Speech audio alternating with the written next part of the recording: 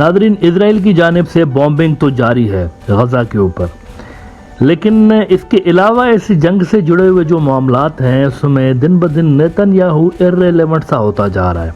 इसका जो recent proof है वो यूं सामने आया है कि रफ़ा की क्रॉसिंग खोलने के हवाले से जो मुज़ाकरात हुए हैं और वहाँ पर जो दूसरे गैर मुल्की शहरी गजा के अंदर मौजूद थे, मिसाल के तौर पर अमेरिकन शहरी थे बहुत सारे, तो उनको छुड़ाने के हवाले से भी जो मुज़ाकरात हो रहे थे, इजरायली नहीं जो दूसरे मुल्कों के शहरी हैं, उनको छुड़ाने के हवाले से जो मुज़ाकरात हो रहे थे, टॉक्स हो रही थी हमास वालों के साथ, उसमें इजराइल था ही नहीं, उसमें इजराइल नहीं था।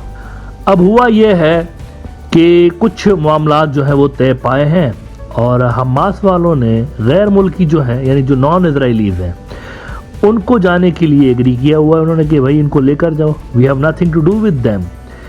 तो रफ़ा का बॉर्डर जो है वो खुलवाया गया है, तुर्की इसके अंदर था, लेकिन सबसे बड़ा जो रोल इसमें प्ले किया कतर ने प्ले किया हुआ है। तो ये वो मुल्क हैं जो कि बहुत ज़्यादा डिप्लोमेटिकली एक्टिव हैं इस मामले को सुलझाने के लिए, और कहीं ना कहीं पे डिप्लोमेटिक सतह पर कोशिशें ज़रूर जारी हैं टू स्टेट सोल्यूशन और इन चीज़ों पे बातचीत करने के लिए।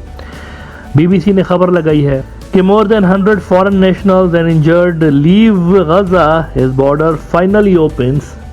100 से ज़्यादा जो गैर मुल्की नेशनल्स हैं वो गए हैं यहाँ से रफ़ा के बॉर्डर से। इसी खबर को अल जज़ीरा ने रिपोर्ट किया, Rafah crossing opens briefly to allow some foreigners wounded to exit Gaza.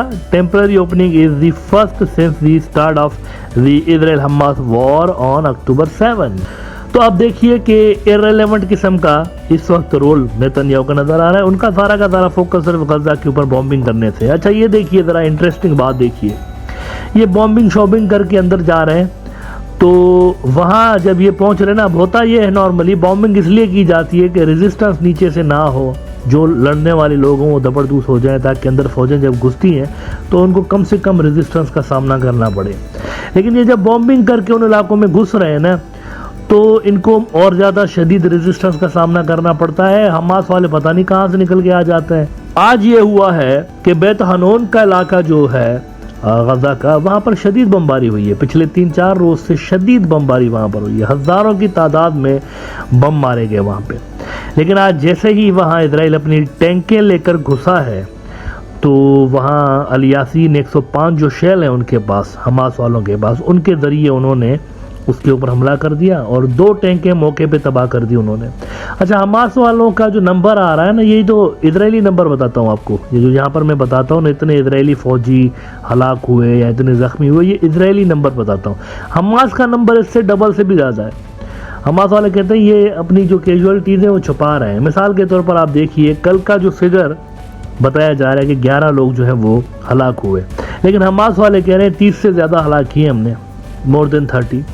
ये बड़ी भयानक किस्म की सूरत हाल है। अगर इतना ज़्यादा जानी नुकसान एक एक दिन में होने लगे तो मेरा नहीं ख्याल कि लंबे अरसे तक नेतन्याहू ये जंग कंटिन्यू कर सकता है। ये अजीबो गरीब किस्म की जंग में फंस गया है यहाँ पे। कितना चलाएगा इसको, मतलब कितना जानी नुकसान करवाएंगे, इसका कोई सलूशन इस तरह है नहीं, मिलिट्री सलूशन। अच्छा, बाय द वे, आज एक और बड़ा वाकया ये हुआ है कि ये जो कल हौसी बागियों ने ड्रोन्स और मिसाइल मार के मतलब एक हैरानी कर दिया इजराइल को। इजराइल बिल्कुल एक्सपेक्ट नहीं कर रहा था कि यहाँ से भी कुछ ऐसा हो सकता है। अब देखिए ना, रेंज ज़रा देखिए उनके मिसाइलों की और ड्रोन्स की, कि वहाँ से यमन से ये उड़े हैं और सीधा आके इजराइल के ऊपर इन्होंने स्ट्राइक किया है। ये कोई डिस्टेंस बनता है 1822 किलोमीटर का डिस्टेंस है, कोई तकरीबन 1800 किलोमीटर। तो इतना ज़्यादा, यानी हौथीस के पास इतने ज़बरदस्त किस्म के मिसाइल्स हैं, इतने ज़्यादा रेंज रखने वाले। और उन्होंने साथ ये भी कहा है कि ये लुबनान की तरफ क्या देख रहे हैं, हौथियों ने कहा है इजराइल को कि उधर क्या देख रहे हो, असल जो तुम्हारा पाला पड़ेगा ना हमसे होगा, इधर देखो तुम यमन वाली साइड पे, तुम्हें असल रेजिस्टेंस तो यहाँ से मिलेगी, हिजबुल्लाह की तरफ मत देखो, यहाँ तुम्हें जो है ना, यहाँ से हम तुम्हें ऐसा इंगेज करेंगे। अच्छा, हुआ ये है फिर इसके जवाब में, और मैं थोड़ा सा हैरान हुआ हूँ कि ये किस तरह हुआ है। इजराइल जो है उसने अपनी कश्तियाँ जो हैं जिनके ऊपर मिसाइल लगे हुए हैं वो उन्होंने जनाब रेड सी के अंदर दाखिल कर दी हैं। टाइम्स ऑफ इजराइल ने आज रिपोर्ट किया है कि IDF sends missile boats to Red Sea area after attacks by Iran backed Houthis in Yemen. तो ये उन्होंने कर दिया। छोटा सा वीडियो भी उन्होंने 5-6 सेकंड्स का वीडियो आपको दिखाता हूँ, इनके जहाज़ों को गुजरते हुए देखा जा सकता है उसके अंदर। ये ज़रा देखिए, उसके बाद आगे बात करता हूँ।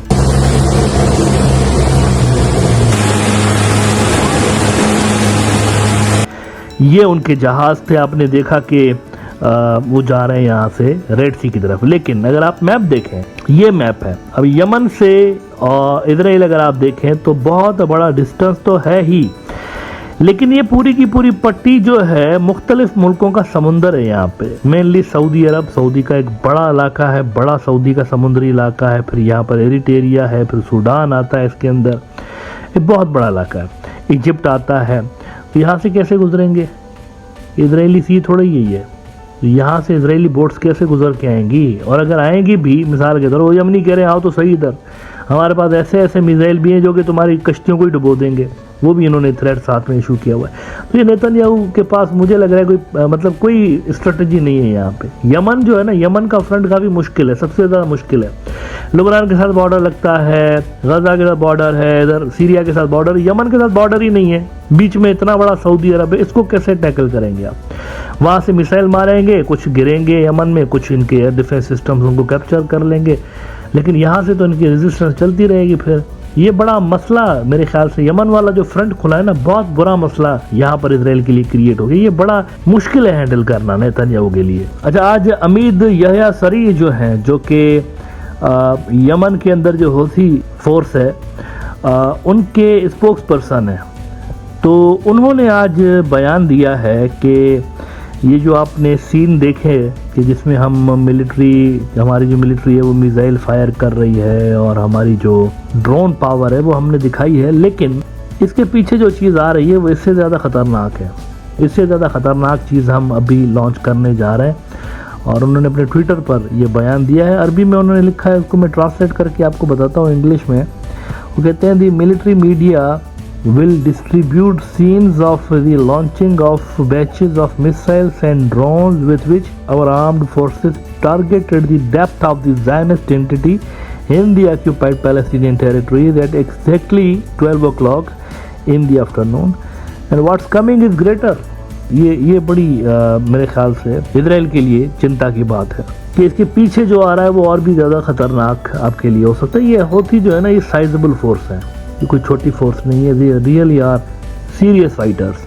तो ये इजराइल के लिए काफ़ी परेशान कौन है। और फ्राइडे तक का इंतज़ार, अगेन मैं आपको बार बार याद दिला रहा हूँ, ये जो फ्राइडे आने वाला है ये काफ़ी इंपॉर्टेंट डेट है, क्योंकि हसन नसरुल्लाह की स्पीच है। हसन नसरुल्लाह की जो फोर्स है हिजबुल्लाह, वो इन तमाम फोर्सेस में सबसे बड़ी है और सबसे ज़्यादा टेक्निकली साउंड फोर्स है। और इजराइल को इन्होंने एक बार पहले डिफीट किया हुआ है 2006 के अंदर, तो उसके बाद से लेकर आज तक इनकी लड़ाई हुई नहीं है हिजबुल्लाह वालों की और इजराइल की। तो यहाँ पर देखते हैं कि क्या होता है, लेकिन इस बार चारों तरफ से इजराइल घिरा हुआ है। इस बार वो सूरत हाल नहीं है कि पहले अगर वो लड़ते थे तो हमास से लड़ रहे हैं तो हमास से ही लड़ रहे हैं, हिजबुल्लाह से लड़ रहे हैं तो हिजबुल्लाह से ही लड़ रहे हैं, ऐसा नहीं है। इस बार वो कम से कम 3 अतराफ से जो है ना वो घिरे हुए हैं। एक तरफ तो समुंदर है, वहाँ पर भी अल-कसाम के जो नेवल कमांडोज हैं, उनकी अल-कसाम वालों के पास नेवल फोर्स भी है कोई, तो उनके नेवल कमांडोज भी उनके कश्तियों के ऊपर अटैक्स कर रहे हैं समुंदर के अंदर जाके। तो इस बार सिचुएशन बहुत डेंजरस है और मुझे लगता है ये नेतन्याहू साहब फंस गए वहाँ पे, गजा के अंदर फंस गए। अब सिर्फ it's a matter of time कि वो कितने दिनों तक इस सारे झमेले को झेल पाते हैं वहाँ पे।